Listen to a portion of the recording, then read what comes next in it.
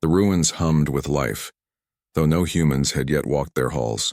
Karen and Jara had watched fleets come and go, witnessed alien powers frustrated by the facility's defenses, and explored chambers filled with knowledge that had been hidden for millennia. Every step had revealed more of the human legacy, technology, philosophy, and a wisdom that was unmatched anywhere in the galaxy. And yet, the most remarkable part remained hidden. Karen stood in the central chamber, tracing the holographic star maps that connected the legacy worlds. He realized the full scale of what humans had left behind. This was more than technology. It was a plan, a preparation. Humans had anticipated the galaxy's growth, the rise of empires, and the mistakes that would come with ambition. They had left guidance, intelligence, and tools for anyone capable of understanding their intent. They weren't gone, Karen whispered. They were waiting. Waiting for the right time and the right witnesses. Jara looked around, still awed by the pulsing lights, the floating holograms, and the silent machines that moved with purpose. And now, the galaxy will know. Humans were never weak, they were something else entirely. As if answering her words, a section of the floor shifted. A massive panel slid open, revealing rows of cryogenic pods. Karen's eyes widened. The pods were perfectly preserved, untouched by time. Each one contained a human, their features calm and serene as though they were sleeping rather than frozen in time. Jara gasped. They're alive. Yes, Karen said softly, stepping closer. Humans didn't disappear. They prepared. They preserved themselves until the galaxy was ready, or until it needed them. One pod glowed brighter than the others, responding to Karen's presence. He touched a panel and the pod hissed open. Steam escaped and a human slowly sat up, blinking at the world that had changed so dramatically since their time. Their eyes were sharp, intelligent, and calm. The first human spoke, though their voice was quiet, almost measured. You have preserved what we left behind. You understand, then? Karen nodded, words catching in his throat. Yes, we've seen your legacy. Your cities, your technology, your wisdom. The galaxy doesn't understand yet, but it will. The human rose, stretching limbs that had not moved for centuries. Good, it must. They will need to understand, or the mistakes of the past will repeat themselves. Jara stepped forward cautiously. They're real. After all this time, humans are real. The human nodded slowly. We are, and now we awaken. Not to conquer, but to guide. The galaxy has changed, yes, but so have we. Our purpose remains to protect, to teach, to restore balance where it has been lost. Above the planet, alien fleets paused, unsure how to respond. They had felt the facility's defenses, seen them in action, but had never expected what was unfolding. Humans, long thought extinct, were returning, and with them came not weapons alone, but judgment, wisdom, and understanding beyond any alien's reach. Karen realized the truth. The humans had built not only machines, but trust. They had left guardians to prevent misuse of their power, and they had waited until those who could respect it were present. The awakened human moved through the ruins, touching machines, activating dormant systems. Light flowed along conduits, illuminating entire chambers as if the facility itself was breathing. Holographic records shifted, displaying not only maps and technology, but stories, philosophies, and instructions. Guides to rebuild and restore. Jara watched in awe. They're teaching, not fighting. Everything they do is to prepare, not destroy. Yes, Karen said. This is what the galaxy has forgotten. Humans were never just strong. They were wise, patient. They built for the long term, for understanding, for life itself. Word of the awakening spread faster than fleets could fly. Alien civilizations, previously arrogant and dismissive, began to reconsider their assumptions. Some hesitated, afraid of the human return. Others tried to communicate cautiously, through messages and signals. Yet the humans were deliberate. They acted with precision, assessing intent before allowing contact. Their machines had prepared the way, ensuring that no aggression would succeed without consequence. On the planet's surface, more pods began to awaken. Humans stretched, looked around, and began speaking softly among themselves. Each one carried knowledge, experience, and purpose. Karen and Jara watched, overwhelmed by the sheer magnitude of what they were witnessing. The galaxy's myth was no longer myth. Humanity was alive, patient, and fully aware of its power. The first human turned to Karen. You were chosen to witness this. You have seen what we built, what we preserved, The galaxy must learn. Will you help us? Karen bowed his head slightly. Yes, I've seen your wisdom, your plans, and your legacy. I will help ensure the galaxy understands, not fears, what humans were and are. The humans nodded, and the ruins responded in kind. Machines stirred. Energy flowed along ancient conduits, and the facility seemed to breathe with life. The city was alive, not just with technology, but with intention and intelligence. It was a testament to human foresight, creativity, and care. Outside, the alien fleets began to retreat slowly, sensing the change. They had underestimated humans for centuries. Now even the most powerful empires understood that humans were not only alive, they were guardians of a legacy that could not be ignored, controlled, or taken by force. Karen and Jara followed the humans through the ruins as they activated more systems, each one revealing new secrets. Star maps, energy systems, and vast libraries of knowledge unfolded before them. Humans were reconnecting with the galaxy, not as conquerors but as guides. They had returned not to dominate, but to restore balance, to share their wisdom, and to teach the value of patience, intelligence, and responsibility. As night fell, the stars above the planet seemed to shine brighter. The galaxy, once arrogant and divided, held its breath. It was not just the humans who had returned. Their legacy, their philosophy, and their understanding of life itself had awakened. One of the humans turned to Karen and Jara. The galaxy has bowed to empires for centuries. Now it will learn humility, not through fear, but through understanding. This is the way forward. Karen felt a shiver run through him. He had witnessed history, but this was beyond history. It was a rebirth, a reminder that intelligence, patience, and wisdom could outlast time itself. Humans had returned, not with violence, but with vision, and as the humans stepped out into the light, guided by the ruins and the knowledge they had preserved, Karen realized the galaxy had changed forever. The age of arrogance was ending, and the age of humanity, patient, clever, and enduring, had begun. The stars reflected in human eyes, full of purpose and understanding. The galaxy, for the first time in millennia, understood that humans were not a memory to be ignored. They were a force that could shape the future of every world. The legacy of humanity was no longer forgotten. It had returned. Earth had been quiet for a long time. Not quiet in the sense of emptiness or isolation, but quiet in the sense of caution. The planet moved through space like a calm observer, watched by the stars, untouched by the chaos of the wider galaxy. For centuries, the Galactic Council, a group of civilizations far older and more powerful than humanity, had known of Earth. They had monitored it, recorded its history, and whispered about it in council halls. Yet Earth remained unnoticed in a way that suited the humans just fine. From the outside, humans seemed ordinary. Their technology was modest compared to the starships and weapons of council members. Their fleets were tiny, scattered, and slow. Their cities were vibrant but primitive by galactic standards, filled with towering buildings, shining lights, and the hum of engines. On first impression, humans appeared fragile, small, unpredictable, and harmless. But appearances were deceiving. Beneath the ordinary surface, Earth's people had a secret. They were patient, observant, and intelligent in ways the galaxy often underestimated. Every encounter with another species, every mission, every exchange, every observation was a lesson. Humans learned quickly. They adapted faster than anyone expected. They survived catastrophes that would have ended civilizations far older and wiser. Their resilience was built into their nature, cultivated by countless struggles. The planet itself seemed to understand the strategy of silence. Forests and oceans hid secret laboratories. Mountains concealed training grounds.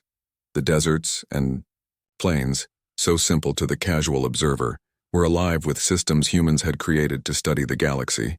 Quietly and without drawing attention, humanity did not boast. They did not call for allies. They waited, knowing that survival sometimes required more than strength. It required patience, cunning, and a careful plan. Dr. Elena Torres sat in the observation tower atop the Andes research station, watching the sky.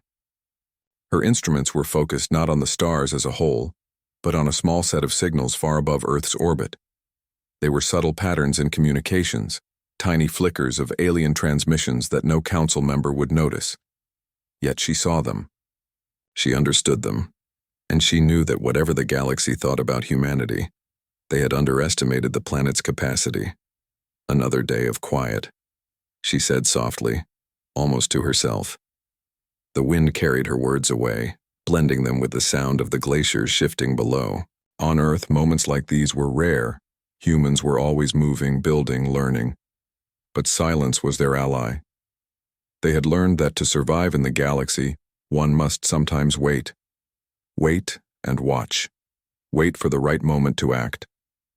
Meanwhile, across the solar system, Council ships drifted in formation near Mars.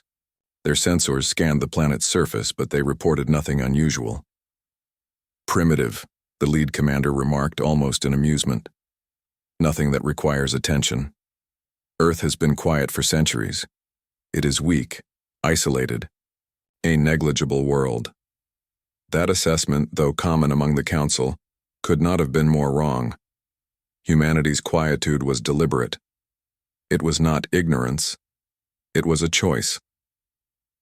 The Council had grown arrogant, assuming that intelligence and power always displayed themselves openly. But humans had learned differently. Power did not need to be shown. It needed to be protected. Survival did not require conquest. It required strategy. On Earth, cities thrived under the careful supervision of humans who had long since integrated advanced technologies with the natural world. Drones flew silently above the skies, gathering data, analyzing movement, and monitoring communications. Underground facilities stored reserves of energy, water, and materials, capable of supporting a population for years without external aid. Entire industries had been built in secrecy, learning from every encounter with alien technology and human ingenuity. It was in this quiet diligence that humans prepared. They built their knowledge into systems, their resilience into routines, and their patience into a shield. The galaxy saw a planet that seemed fragile, but behind its veneer, humans were ready for challenges the Council could not even imagine. In the cities, children played in streets that shone with neon light. Schools taught science, art, and exploration, blending history with imagination. No child knew the full extent of humanity's preparations, but every lesson encouraged problem-solving, creativity, and courage. Even in play, humans were learning to adapt, preparing for a future that would require every skill they could muster. Dr. Torres walked through the streets later that evening, past markets and cafes filled with laughter. Humans moved in harmony with their environment, not in isolation from it. They had mastered technology without losing the warmth of community. The Council, observing from afar, might have dismissed these moments as ordinary, but Elena knew that this was part of the strength that made Earth resilient. Humanity's power did not always roar. Sometimes it whispered. As night fell, the sky lit up with stars. From orbit, the Council's ships appeared as silent shadows, their lights glinting in the darkness. They had watched for years, noting humanity's patterns, dismissing them as harmless. Yet in the quiet of space, even the smallest flicker of human ingenuity could go unnoticed until it was too late. Elena returned to the observation tower. She checked the readings from the sensors in orbit. There were subtle changes in the transmission she monitored, patterns of energy that indicated alien fleets, testing boundaries, probing defenses. Most humans would not even notice, but to her trained eyes these were warnings. The Council was moving closer, inch by inch, with the belief that humanity would not resist. "They will not see us coming," she whispered. Her words carried no fear, only certainty. Humanity had endured threats far greater than distant fleets. Humanity had survived floods, fires, plagues, wars, and the collapse of empires. This was nothing compared to what they had endured. And when the time came, they would show the galaxy that silence had never meant weakness. Across Earth, similar preparations unfolded. In the Arctic, engineers monitored orbital satellites disguised as ice formations. In the deserts of Africa, scientists ran simulations of energy and defense systems, hidden beneath sand and stone. In the oceans, submarines mapped every possible route an enemy could take, all while remaining unseen. Every human, knowingly or unknowingly, contributed to a web of resilience that no council could anticipate. The galaxy had judged Earth by its silence, its apparent simplicity, and its lack of outward aggression. They had assumed that humans were like small creatures hiding in the shadow of giants, fragile, clever in small ways, but ultimately insignificant. But Earth had endured, and enduring required more than strength. It required strategy, patience, and the will to survive when every odds were against you. In the quiet of her tower, Elena smiled. Humanity's time of patience was not endless, but it was long enough to teach a lesson. The Council might see Earth as weak, but that illusion would not last. And when the first move came from the Council, humanity would respond, not with panic or surrender, but with precision, intelligence, and courage. For now, Earth remained silent. The forests whispered, the oceans shifted, and humans went about their lives, unaware of the watchful eyes that had misjudged them. But beneath the quiet, the pulse of preparation thrummed steadily. Humanity had endured for centuries in silence, and when the Council crossed the line, that silence would break, revealing a strength the galaxy had never seen. Silence had protected Earth for generations. It had preserved knowledge, skill, and spirit. And in the coming days, that silence would become humanity's greatest weapon. For now, the stars watched patiently, just as Earth had always watched them. And in the endless night, humans waited, ready for the moment when their endurance would be tested, and when the galaxy would finally see what it had underestimated.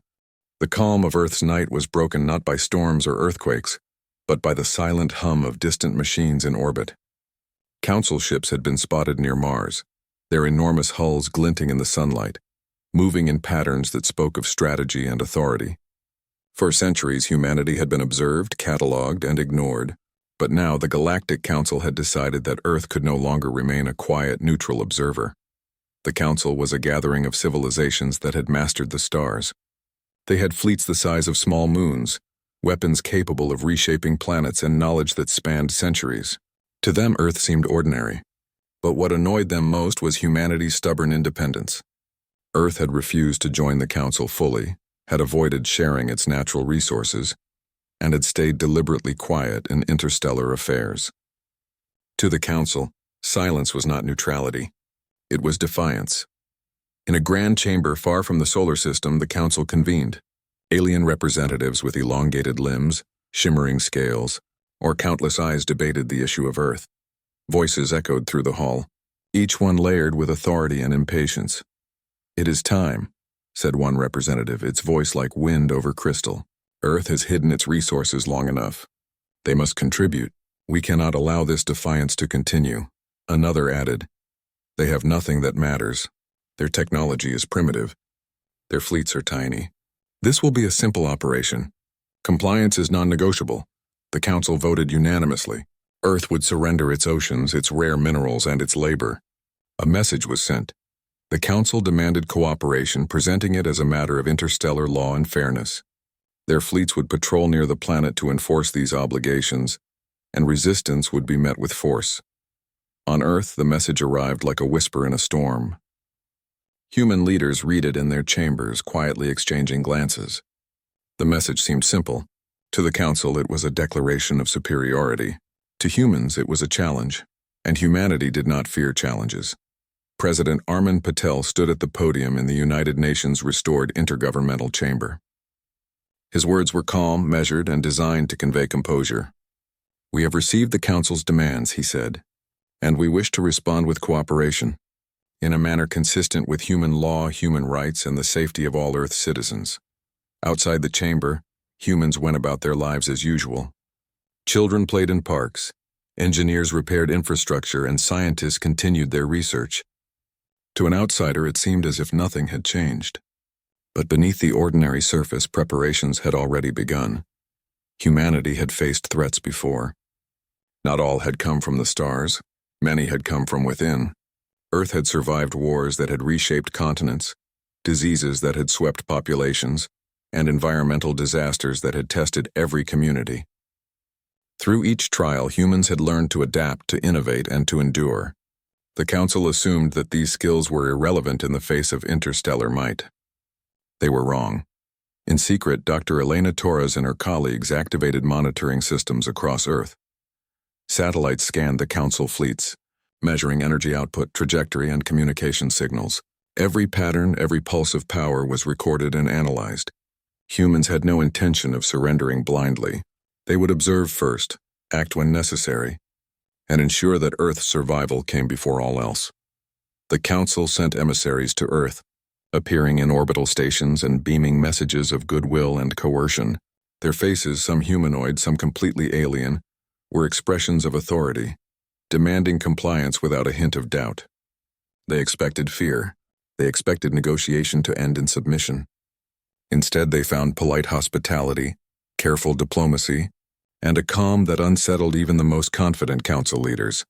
Colonel Mei Ling, commander of Earth's Orbital Defense Initiative, watched the emissaries arrive.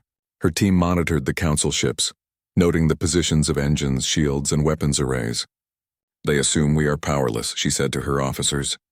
"They think Earth will bow. They do not understand our patience. They do not understand us." Indeed, the Council underestimated the essence of humanity. Humans were not strong in the ways that the galaxy immediately recognized. They did not have massive fleets or planet-destroying weapons. But they had something the Council had ignored for centuries: creativity, ingenuity, and adaptability. Humans could take the ordinary and make it extraordinary. They could solve problems in ways that no other species had anticipated. While the Council's emissaries demanded access to Earth's resources, humans engaged in careful diplomacy, offering alternative solutions that appeared compliant. Engineers rerouted power grids to simulate cooperation. Shipping routes were adjusted as though materials were being prepared for transfer. Council sensors detected activity but could not discern the true purpose. It seemed that Earth was submitting quietly, yet behind the scenes humans were learning the Council's patterns. Every fleet maneuver, every transmission, every protocol was analyzed. The galaxy's greatest strength, its overconfidence, became Earth's greatest advantage. Humans prepared strategies, simulated outcomes, and built contingency plans. They knew that when the first real confrontation came, they would be ready. On the surface of Earth, ordinary citizens continued their lives unaware of the precise nature of the Council's intentions.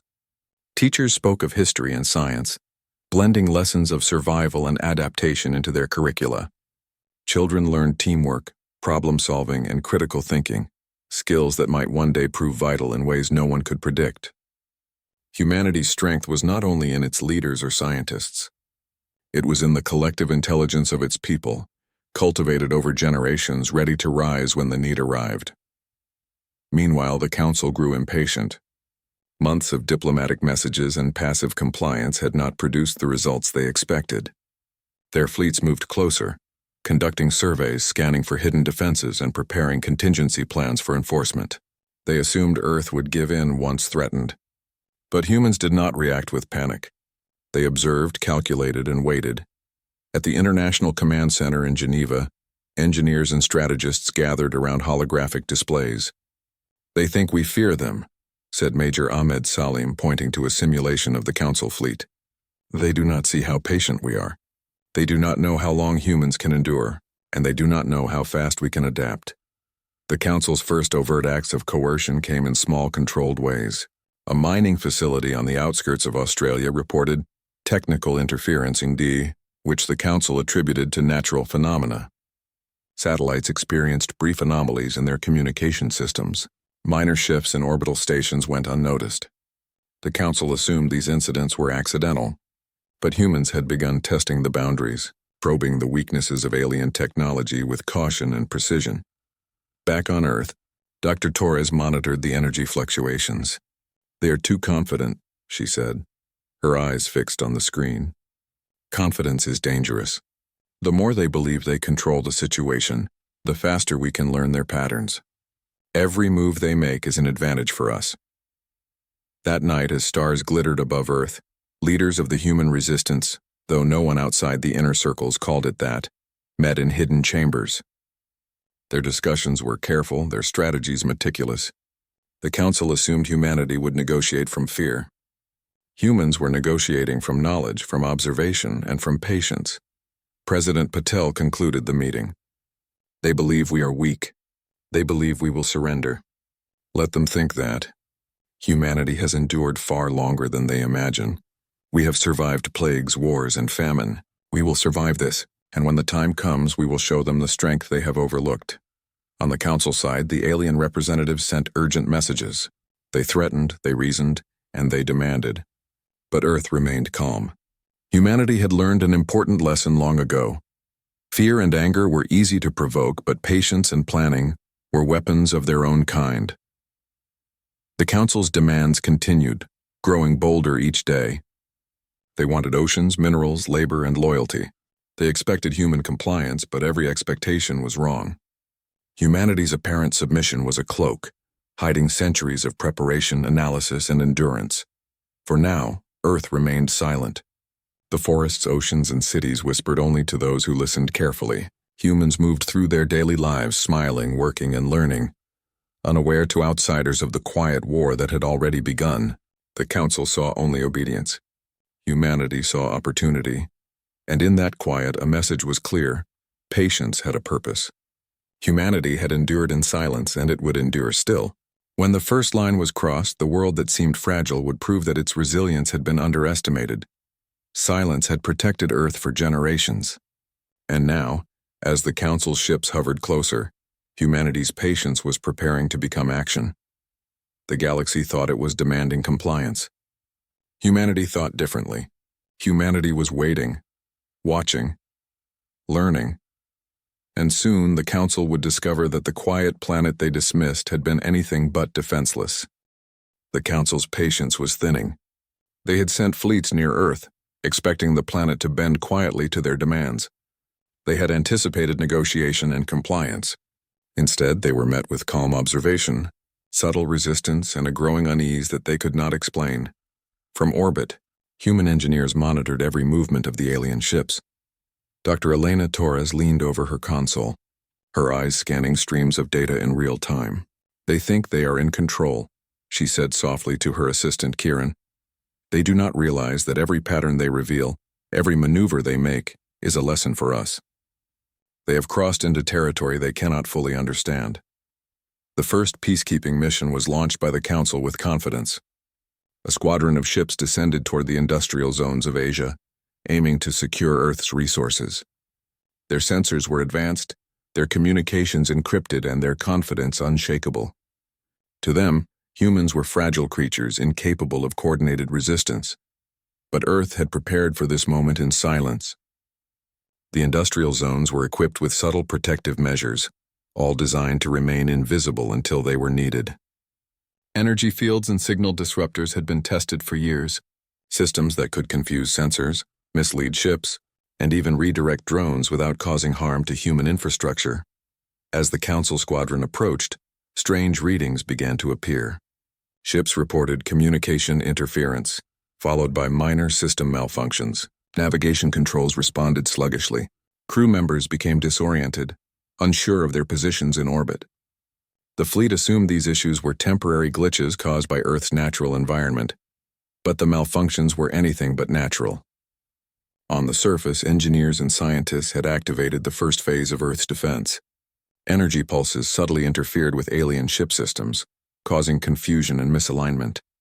At the same time, human-operated satellites in high orbit began transmitting data patterns that mimicked natural space anomalies, further masking the real source. By the time the Council realized something was wrong, their first wave of ships had already lost cohesion.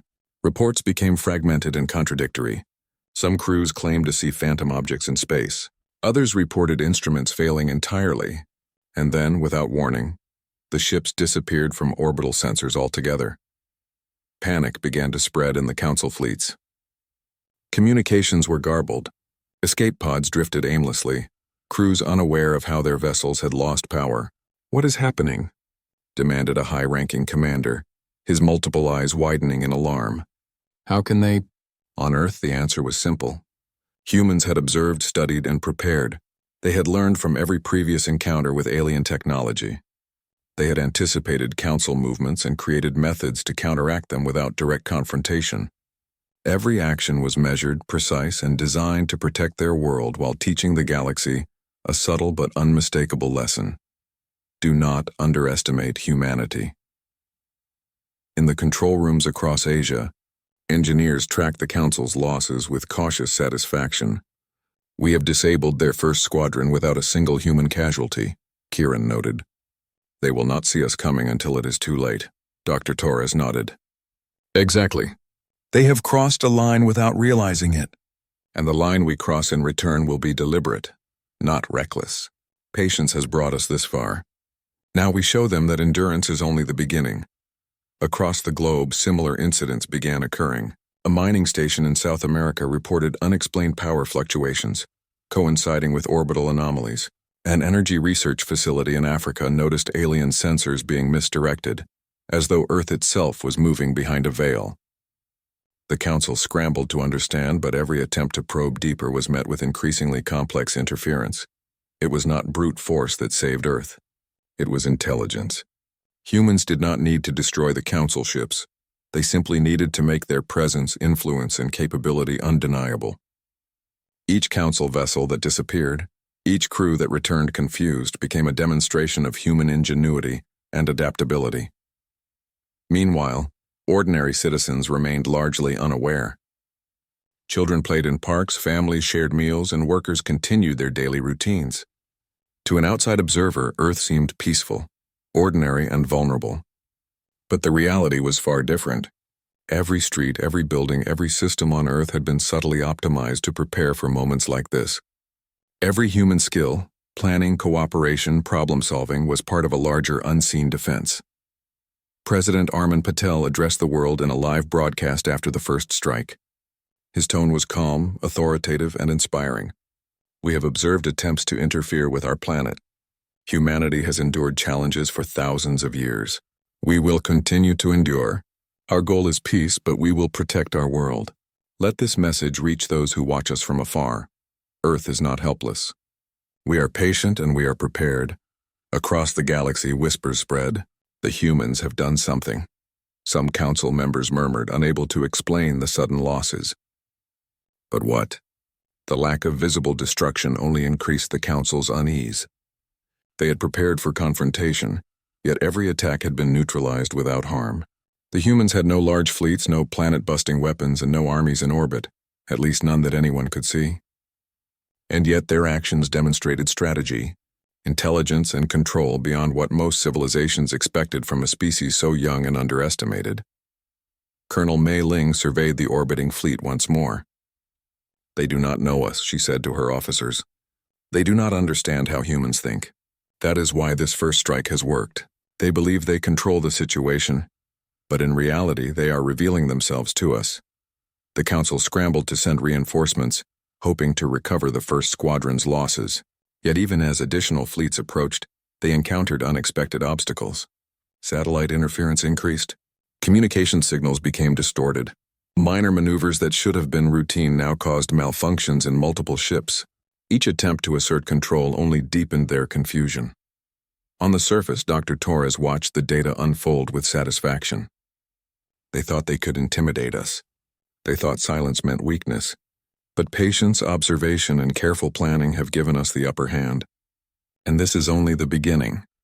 As the Council fleets regrouped, humans prepared for the next stage, engineers fine-tuned their systems, scientists adjusted energy pulses, and strategists simulated the Council's probable responses. Earth's defenses were designed not for destruction, but for protection and demonstration. Humans would show the galaxy that intelligence, creativity, and endurance could be as powerful as any weapon. For the citizens of Earth, life continued.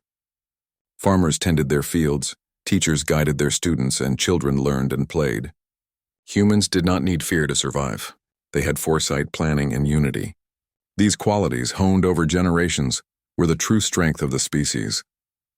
By the time the Council fully understood that their first strike had failed, humans had already turned the moment into a lesson. Every Council ship that had ventured too close returned with confusion. Every observation attempt had been countered. And most importantly, no human had been harmed. The first strike had revealed something unexpected to the galaxy. The silent planet was far from powerless. Humanity had endured in ways that others had never recognized. It had learned, adapted, and acted with precision. The Council had assumed that strength lay only in fleets and firepower. Humanity proved that strength could also lie in intelligence, patience, and resilience. As night fell across Earth, Dr. Torres looked at the stars one last time before leaving the observatory. The Council would try again, certainly. They would test the planet's limits, their arrogance growing with each day of apparent calm. But Earth was ready. Humanity had survived centuries of hardship, and the planet's defenses had been prepared for moments just like this. Patience had been humanity's shield. Observation had been its sword. And when the next wave came, humans would demonstrate that endurance was only the first step in proving that Earth could not be underestimated. For now, silence remained. But the galaxy had begun to notice. The first strike was not an act of aggression, it was a signal. Earth had endured in silence, and the line the Council had crossed had awakened a force they had never anticipated. The Council had grown restless. After the first strike, their confidence was shaken. They had sent fleets that seemed invincible, yet humans had countered them with no visible weapons, no fire, no explosion, only precision, intelligence, and patience. Every attempt to intimidate Earth had failed. Every probe had been turned aside without a trace. Council leaders convened in urgency. This human species, they are not what we expected, said one representative, its translucent body shimmering with frustration. They are small. They are young. And yet their resistance is uncanny, another replied. We must act decisively. If we show hesitation, other civilizations will take note. Earth cannot be allowed to appear untouchable. But while the Council debated, humanity was already moving.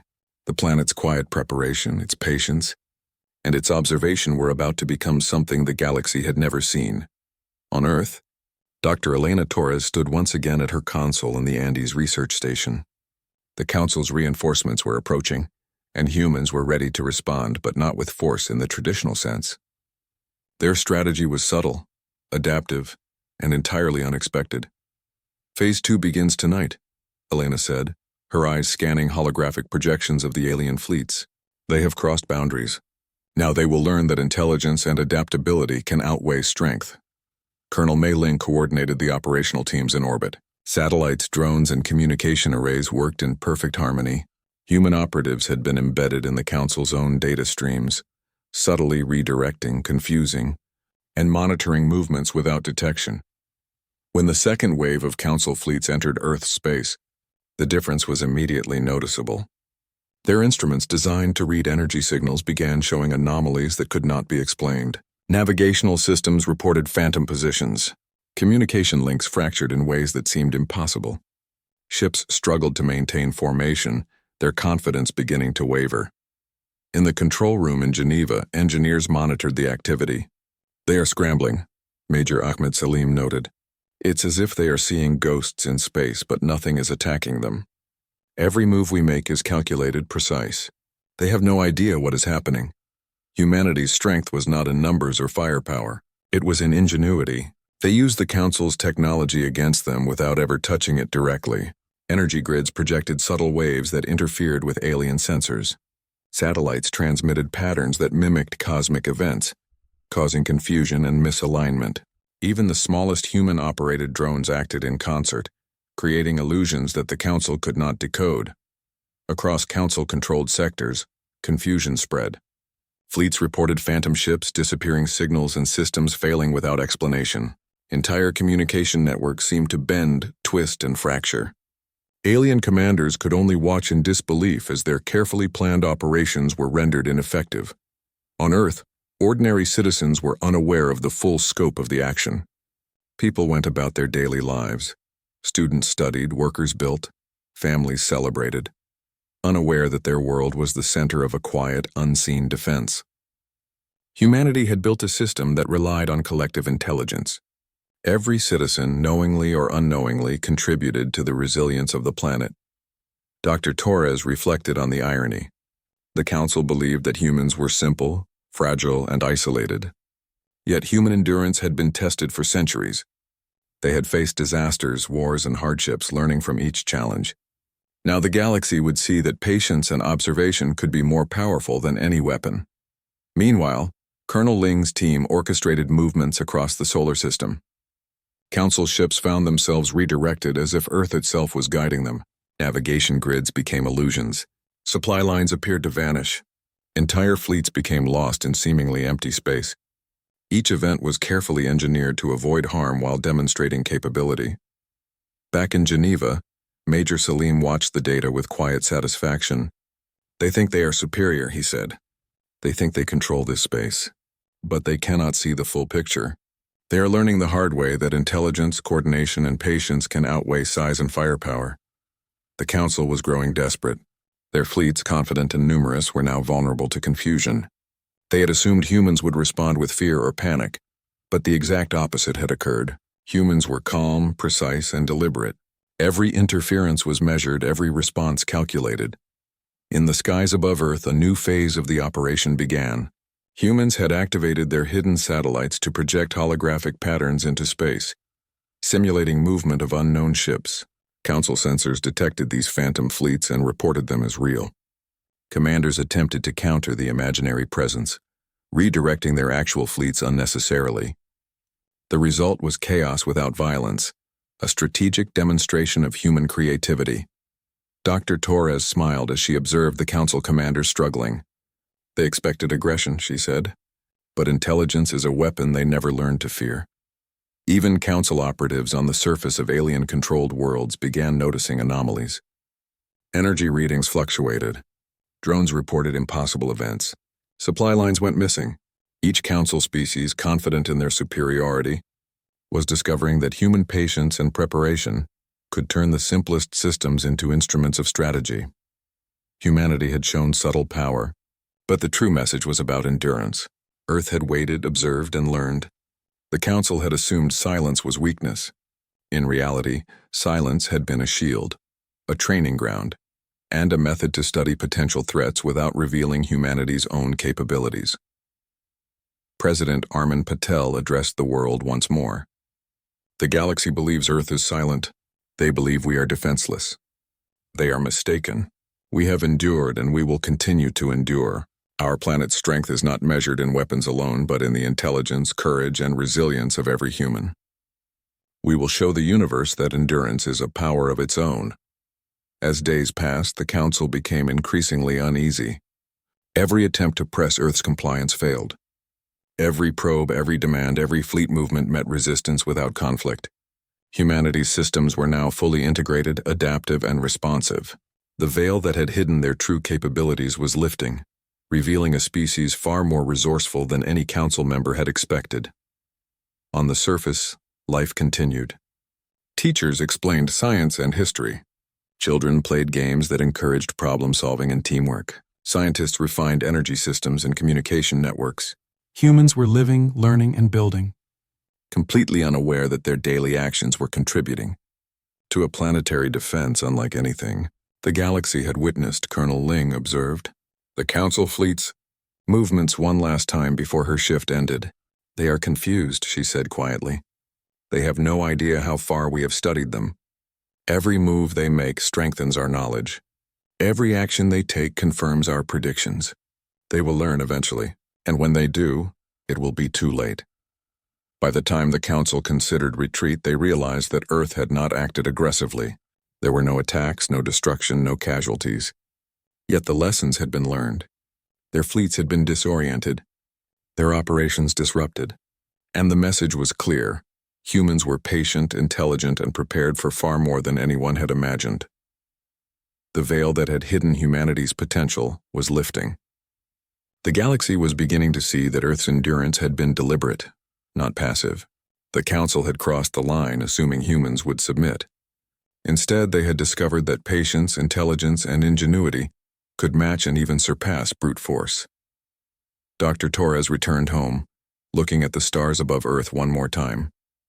She reflected on the centuries of preparation, on the patient endurance of humans, and on the quiet power that had now begun to reveal itself. Humanity had waited for this moment, and when the next challenge came, the response would be deliberate, precise, and undeniable. Earth had endured in silence for generations. The Council had misjudged it. The galaxy had underestimated it. And now, as the veil lifted, the universe would see that humanity's true strength lay not in destruction, but in intelligence, coordination, and the will to endure. For the first time, the Council understood that the silent planet was not silent at all. It had been watching, learning, and preparing, and the moment when humans would fully reveal their capabilities was approaching faster than anyone could predict.